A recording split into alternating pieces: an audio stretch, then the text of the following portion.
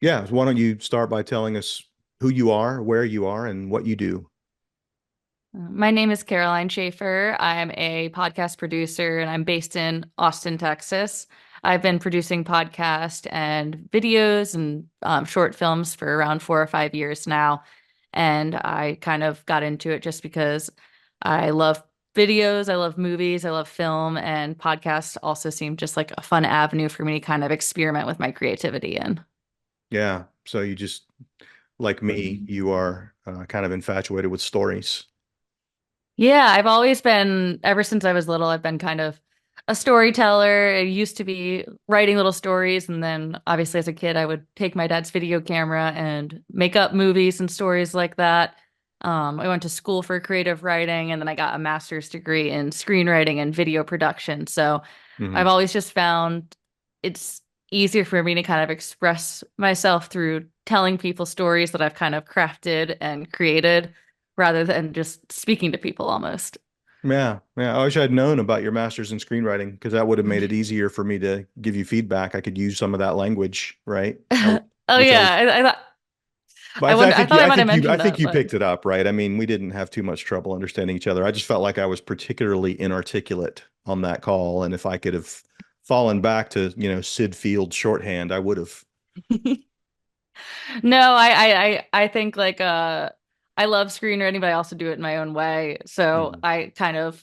I don't always like to have the very like Formulaic. structured way of doing Mhm. things because I think there's great when you're learning the structure of things, but I think Mhm. once you've kind of gotten the outline of a script done and when you've kind of gotten the story told, you need to kind of trust your instinct a little bit. So kind of getting your feelings reactions to the script was a little bit more helpful for me than a structural kind of feedback at that point. So Yeah.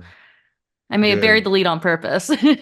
I gotcha. Gotcha. So, we talked about how much you love storytelling. What what drew you to this story? What was it about this story that you felt like, oh, I can really sink my teeth into that? Well, you approached me a few months ago and you sent me the article in, I think, the Asbury Park Press about Bruce Springsteen dedicating the song The Wall to Walter, and I think Bart Haynes was his drummer. And reading the story I thought was really interesting because for me, I grew up with my dad was a huge music fan. Like we were all summer long. I remember just listening to like the Beatles, the Rolling Stones, also "Kiss from a Rose" by Seal was always playing, and Yeah.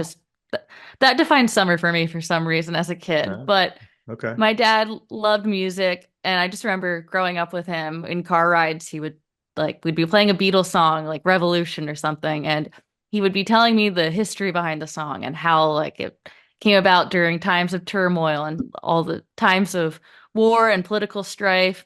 And so he was a music fan and a history buff, and he kind of instilled that in me growing up. And so kind of when you sent me that article, it kind of felt like, oh, I'm supposed to do this. Mm. This is right up my alley in terms of kind of I love the way that I'm not a musician myself, but I love the way that musicians kind of express their feelings, much like I said with storytelling with song. Hmm. And also kind of the nature of Walter's story intrigued me too. The fact that it was this band that really had a great chance at being something amazing, but it never fully happened for them. And just kind of these stories that, as I say in the episode, kind of are untold, but are so interesting. And you'd think Yeah. we would have heard about this more often than we had. And just kind of the idea that someone needed to tell it, I was hoping that I could be one of the people to help tell his story. Yeah. It's great. And I think, one of the things that's so compelling about it for me is, I mean, of course, we haven't heard about something that didn't happen, right? Hmm. His career didn't happen. That's why we haven't heard of it. But what did happen was the fallout Hmm. of his death, right? Yeah. And so I think it's important for us to talk about that, to talk about what did happen because he was killed so young, and the way that the his generation and the generations that followed were affected by that sudden and, tragic and untimely absence. Yeah. And I think there's something very relatable to that. I know I'm fortunate that it hasn't happened to me, but I have friends who've lost friends when you're in your 20s or when you're at a young age. And it's just kind of, I talked to John Lewandowski about it a little bit, where it's just kind of unfathomable when you're in your 20s to think that someone that you're hanging out with and like grabbing a beer with or driving into the movies with is not going to be there the next day because you're 20 and you kind of expect that, oh, we're going to be around together forever. And just kind of listening to people kind of talk about Walter's life and his death really just kind of brought home to me how all death is sad, but how poignant it is when someone dies at a young age and their full potential is never realized. And as a young person yourself, you're not kind of equipped to understand that anyone at any time could just leave.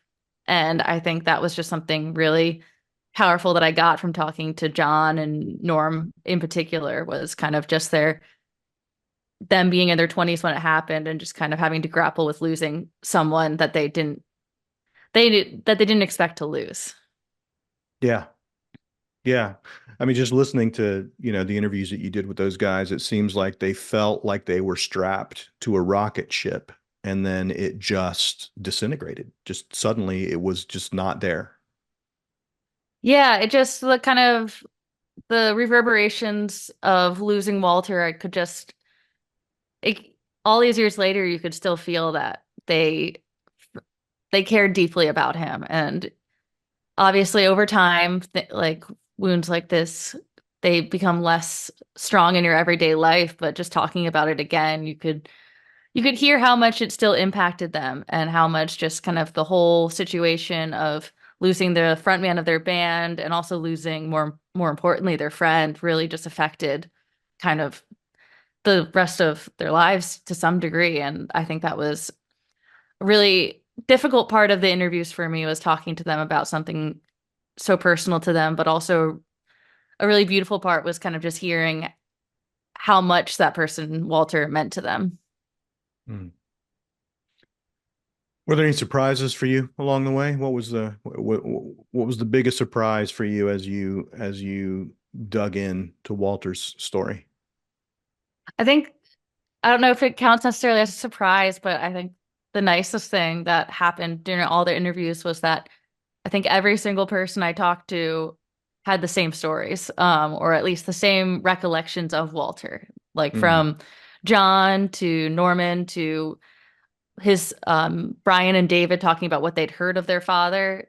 Everyone had the exact same things to say about Walter. The best was that he was compared to Mick Jagger about 9 times in every conversation. And I think, especially when you're dealing with talking about a story that happened over 50 years ago, 40 years ago at this point, I expected a little bit of kind of discrepancy between the memories, and there was none. And so that just kind of spoke to me as what people remember and kind of the type of person Walter was so vibrant that over time it still remains exactly the same and it's Yeah. consistent. And I thought that was really interesting because I did expect kind of that I'd hear one story one way and another story a different way, or maybe some Hmm. different personality traits came out. But every single person just talked about how wild he was on stage, but how incredibly kind, patient, and thoughtful he was off stage. So it was just funny to kind of look through my notes and see that one, again, like I said, Mick Jagger was written about 9 times,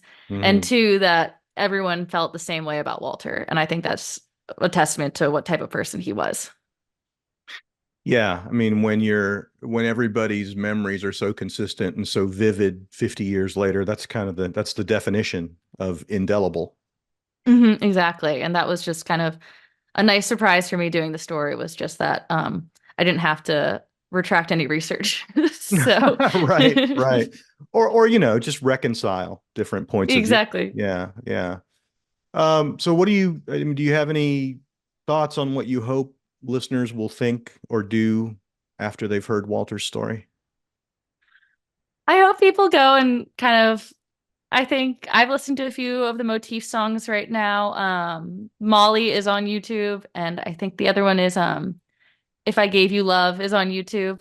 I have them playing in the episode, kind of in the background of a few points, but Mhm. I hope people go and listen to them. I think they're actually like Not actually, but I think they're really interesting, good songs, and I hope kind of to give the Motifs a little bit of exposure in the 2024 because just talking to John and Norm, it was such a special time in their lives, and the band really meant a lot to them. And I think that I do believe that just because it didn't happen the way it should have doesn't mean that they can't still have some notoriety in the current times. So I hope Hmm. people will look out for those songs and kind of read a little bit more about Walter and the band. But I also hope people take this episode as kind of incentive to seek out other stories like Walter's and seek out other maybe unsung heroes and maybe locally. Like you never know who from your hometown has a story similar to this. And I think Hmm. there's one thing I learned from this is that the people involved were really touched by the fact that we wanted to tell Walter's story and they were really excited to talk about it. And more than anything, that was kind of rewarding to me to kind of help people get something out there that was really important to them. So Hmm. I guess I would encourage people who listen to this to do their own research in their own hometown or their own area and see what stories aren't told and maybe if they can help get those stories out there because it means a lot to the people who you're working with and you learn something new and maybe you get a new band or new story that you like to listen to as well. Hmm. Yeah. I think the biggest surprise for me was I'm going back to the surprises bit. Hmm.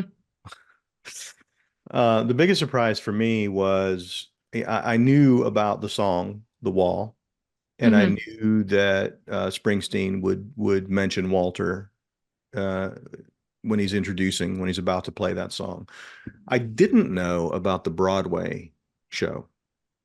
I Yeah. didn't know that Springsteen had a show on Broadway, much less that he was talking about Walter. Yeah, well, that too. And there's also, I think, David mentions it, I think in the interview, I'm not sure if it made the final cut, but he also has a segment in an HBO special where David was telling me that they were watching it and he was talking about his dad, Walter, and the song The Wall. And he used a picture of Walter from his time in the service. And David has the original copy of that photo, and he had no idea how Springsteen got the photo. So Wow. there's a layer of research and kind of dedication that I tried to get across in the podcast, but there were so many stories of Springsteen just going the extra mile to commemorate Walter that not everything totally made it in. But there's an HBO special where he discusses Walter, and the photo he uses is a property of the Cichon brothers, but they at the time did not know how he got the photo. So Wow. So they're just watching HBO and there's their dad. yeah, exactly. Jeez. And Amazing. they even said that there's a photo of I think Brian said that he has a photo of himself sitting on his dad's lap when he was a baby, and his one Sorry. of his children thought that it was a photo of Brian holding one of them because he and Walter look so much alike. So there's a lot of fun connections. Obviously, David and Brian were very young when their father died, so they didn't they don't have any strong memories of him beyond kind of what they've been told, but they had a lot of kind of formed memories in the past that kind of relate back to their dad in a way that I thought was very nice. Hmm. Yeah. I just think it was so great of them to do a tandem interview with you. Yeah, it was fun to talk, and it was fun to see a brotherly banter too.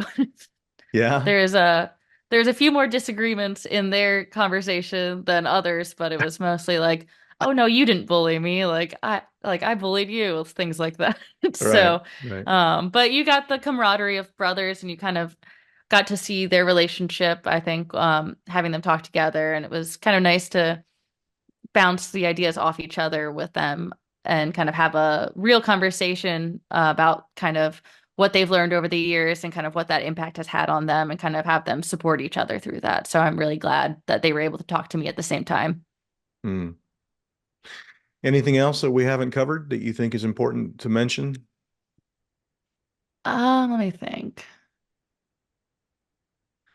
No, I think we've covered everything that I would like to share. I hope that people enjoy how the episode is and story is told. We had to work with some phone recordings rather than microphone recordings for some. So in some cases, the audio is a little bit phone sounding rather than crisp microphone sounding. So bear with us on that. But other than that, I really enjoyed the story that people had to tell me, and I really hope that that comes across in the episode. Great. Well, Caroline, I think you just did a really a terrific job, and I thank you for your, your attention, your passion, all of the everything that you brought to gathering and telling this story, um, as respectfully as you have and as lovingly as you have. I think it's just great. So thanks for being a part of it. Well, thank you for letting me. It was a really special experience for me to kind of be able to be creative and kind of have some freedom of creative license on this project to tell the story the way that I thought it should be told. And also just, it was a very, I worked on this for about a month and it was very touching kind of to get to talk to all these people involved in the story and get to learn Walter's story and his past. And it was a pleasure for me to work on this, and I'm very happy that we connected on this and that I was able to kind of be the one to help you out with this project.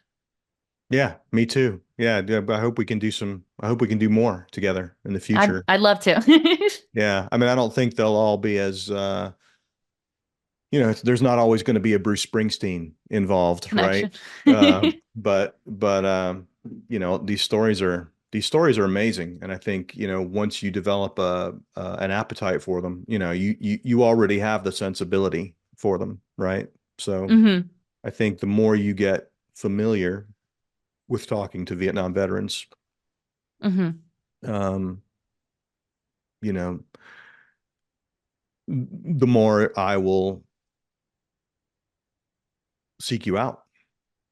Yeah, and I just one thing that I always like is I'm a very chatty person and I love to, like I said, I love to tell stories.